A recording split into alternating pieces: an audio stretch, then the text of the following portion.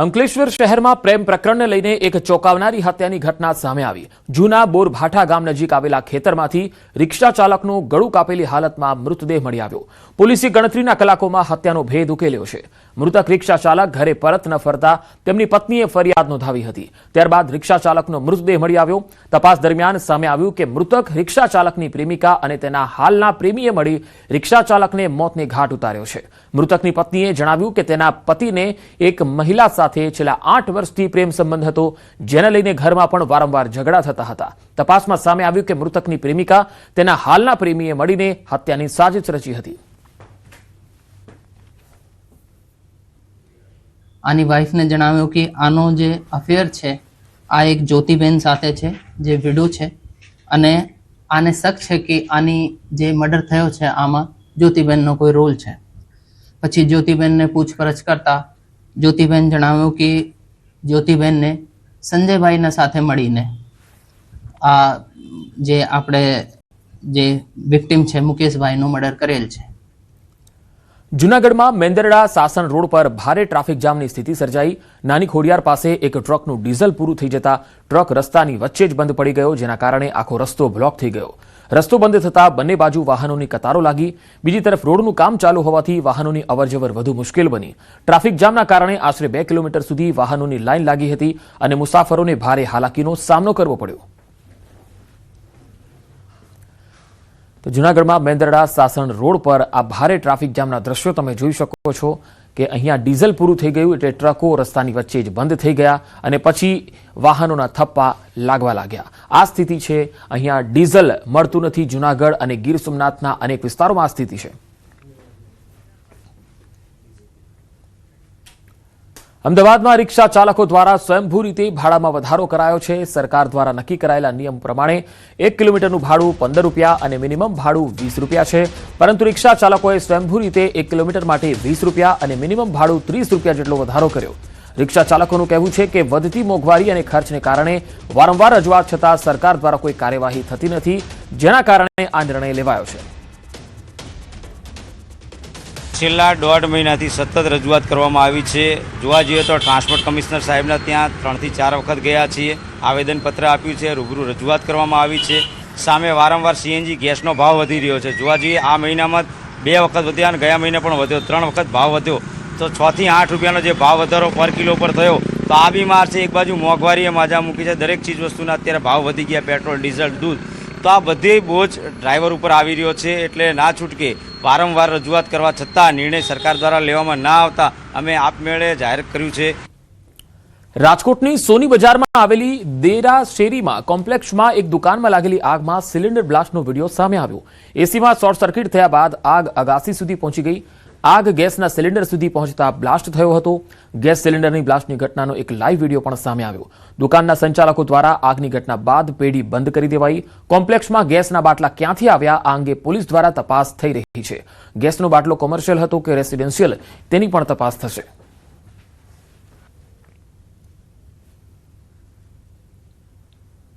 રાજકોટની સોની બજારમાં મોડી રાત્રે આગની બનાવ બન્યો હતો। દિયા ગોલ્ડ નામની આ જે સોનીની આ પેઢી છે, પેઢીમાં આગનો બનાવ બન્યો હતો। આ જે શેડ છે તે સંપૂર્ણ રીતે બળીને ખાખ થઈ ગયો છે। ટોટલ 3 માળ ઉપર જે છે આ આગનો બનાવ બન્યો હતો। ખાસ કરીને ગેસના બાટલાઓનો પણ બ્લાસ્ટ થયો હતો। જે રીતના અંદર જે સમયે આગ લાગી હતી એ સમયે 3 જેટલા જે કારીગરો હતા, જો કે સમય સૂચકતાને વાપરીને તેઓ તાત્કાલિક બહાર નીકળી ગયા હતા, પરંતુ અહીંયા બિલ્ડિંગને પણ નુકસાન થયું છે। જે રીતના આગનો બનાવ બન્યો હતો એ સમયે બ્લાસ્ટ થયો હતો અને બ્લાસ્ટના કારણે જે જારી છે આપ દ્રશ્યોમાં જોઈ શકો છો કે જે તૂટી ગઈ છે। બાજુમાં પણ જે ક્યાંક તિરાડો જોવા મળી રહી છે, એટલે કે આ બ્લાસ્ટ કેટલો ભયંકર હતો તે આ દ્રશ્યો પરથી જ ખ્યાલ આવી શકે છે। હાલ આપણી સાથે અહીંયા સ્થાનિક વ્યક્તિ છે, આપણે એમની સાથે પણ વાત કરવાનો પ્રયાસ કરીશું। આ સોની બજાર છે, ખૂબ જ ગીચ વિસ્તાર માનવામાં આવે છે અને અહીંયા જે છે તે આગનો બનાવ બનતા ક્યાંક અફરાતફરીનો પણ માહોલ સર્જાયો હતો। ભાઈ, આગ કેટલા વાગે લાગી હતી અને આખી શું પરિસ્થિતિ? 10:30 વાગે જેવું આસપાસ થયું હતું અને પછી રાતે 1 વાગે બધું કાબુમાં આવી ગયું। બધું ફાયર બ્રિગેડવાળા, પોલીસવાળા બધાની કામગીરી સારી હતી એટલે બધી ઝડપથી કામ પતી ગયું। આ પેઢીના માલિક કોણ છે? આ પેઢીના માલિક સંજયભાઈ। કેટલા કારીગરો કામ કરતા હોય? 3 થી 4 હશે, પાકો એક્ઝેક્ટ આઈડિયો નથી બાજુવાળાનો. બહાર નીકળી ગયા હતા. હા, વ્યવસ્થિત બહાર નીકળી ગયા. આગ લાગી ત્યારે કેવા દ્રશ્યો હતા? બ્લાસ્ટ થયા તો એ તો ખાલી સામાન્ય અવાજ આવ્યો હતો ને એટલે ઈ એની રીતે બુજાવતા હોય એટલે વધારે થયું એટલે તરત પછી દોડાદોડ થયા અને નીકળી ગયા. ગેસના બાટલા ફાટ્યા હતા. એ ફાઈટાથી પછી એખામટા તો બધું લઈને બહાર તો ન નીકળી શકે ને. એટલે ગેસ બાટલોથી પછી બહાર નીકળી ગયા પછી ફાઈટો. કેવો અવાજ આવ્યો? અવાજ તો ભયંકર આવ્યો હતો. એટલે ચોક્કસથી જે રીતના અહીંયા સ્થાનિક જે છે લોકો પણ કહી રહ્યા છે, પરંતુ આ જે કોમ્પ્લેક્સ છે ત્યાં આગનો બનાવ બન્યો હતો અને બનાવને પગલે ક્યાંક ને ક્યાંક દોડાદોડીનો માહોલ પણ સર્જાયો હતો. મોડી રાત સુધી સોની બજારમાં છે તે અફરાતફરીનો માહોલ હતો. બીજી તરફ જે રીતના લોકો પણ કહી રહ્યા છે કે જે રીતના અહીંયા જે છે એ બ્લાસ્ટના મોટા અવાજ સંભળાયા હતા, પરંતુ અહીંયા સૌથી મોટો સવાલ એ છે કે ગેસના બાટલા આવ્યા કેવી, ક્યાંથી, તેમને કોમર્શિયલ હતા કે કેમ, તે અંગે હાલ તપાસનો ધમધમાટ જે ચાલી રહ્યો છે. હાર્દિક જોશી, ન્યૂઝ 18 ગુજરાતી, રાજકોટ. ઉત્તરાખંડની ચારધામ યાત્રાએ આ વર્ષે ઇતિહાસના તમામ જૂના રેકોર્ડ તોડી નાખ્યા છે. મેદાની વિસ્તારોની કાળઝાળ ગરમીથી બચવા અને દર્શન કરવા માટે ચારે ધામોમાં અત્યાર સુધીમાં 24 લાખથી વધુ ભક્તો મુલાકાત લઈ ચૂક્યા છે. આ યાત્રા માટે સરકારી રજીસ્ટ્રેશનનો આંકડો 40 લાખને પાર થઈ ગયો છે. સૌથી વધુ ભીડ કેદારનાથ અને બદ્રીનાથ ધામમાં જોવા મળી, જ્યાં ક્રમશઃ 9 લાખ અને 7 લાખથી વધુ શ્રદ્ધાળુઓએ શીશ નમાવ્યો. ભક્તોના આ ભારે ઘોડાપૂરને કારણે નેશનલ હાઈવે પર વાહનોની લાંબી કતારો લાગી ગઈ છે. જો કે આ રેકોર્ડ તોડ ભીડને લીધે સ્થાનિક વેપારીઓ અને હોટલ સંચાલકોના ચહેરા ખીલી ઉઠ્યા છે. ઉત્તરાખંડની આર્થિક કરોડરજ્જુ સમાન ચારધામ યાત્રામાં ભીડને લઈને રાજ્યનું અર્થતંત્ર વેગવંતુ બને તેવી આશા છે. વેકેશનમાં પહાડોમાં આટલી ભવ્ય ભીડ જોતા આગામી દિવસોમાં તંત્ર માટે વ્યવસ્થાઓ જાળવવી એક મોટો પડકાર પણ રહેશે.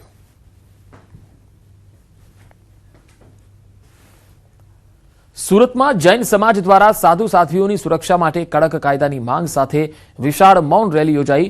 દેશભરમાં પગપાળા વિહાર કરતા જૈન સાધુઓ અને સાધ્વીઓ સાથે બનતી અકસ્માતોની ઘટનાઓ અને તેમાં મોતને લઈને વિરોધમાં સમાજમાં ભારે રોષ છે. તાજેતરમાં મધ્યપ્રદેશના રેવામાં દિગંબર જૈન સાધ્વીઓ સુરમતી માતાજી અને ઉપશમ માતાજીનું માર્ગ અકસ્માતમાં મોત થયું, જ્યારે ચોટીલામાં પન્યાસશ્રીઓ ઓમકારેશેખર વિજય મહારાજનું પણ અકસ્માતમાં મોત થયું, જેનાથી જૈન સમાજમાં દુઃખ અને આક્રોશ છે. સુરતમાં પાર્લે પોઈન્ટ સ્થિત સરગમ શોપિંગ સેન્ટરથી શરૂ થયેલી મૌન રેલીમાં મોટી સંખ્યામાં મહિલાઓ, યુવાઓ, વડીલો અને જૈન સમાજના આગેવાનો જોડાયા. હાથ પર કાળી રિબિન બાંધીને વિરોધ વ્યક્ત કર્યો. રેલી શહેરના વિવિધ માર્ગોથી પસાર થઈ કલેક્ટર કચેરીએ પહોંચી, જ્યાં આવેદન પણ અપાયું.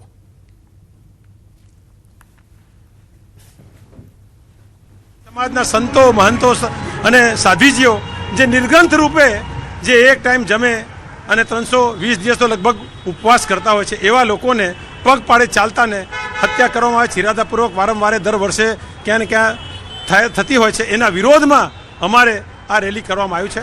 અમે ભારત સરકાર પાસે માંગ કરીએ છીએ કે એવો કાયદો બને કે દેશમાં જેટલા સાધુ સંતો પગપાળે જતા હોય તેઓની સુરક્ષા માટે કાયદો બને.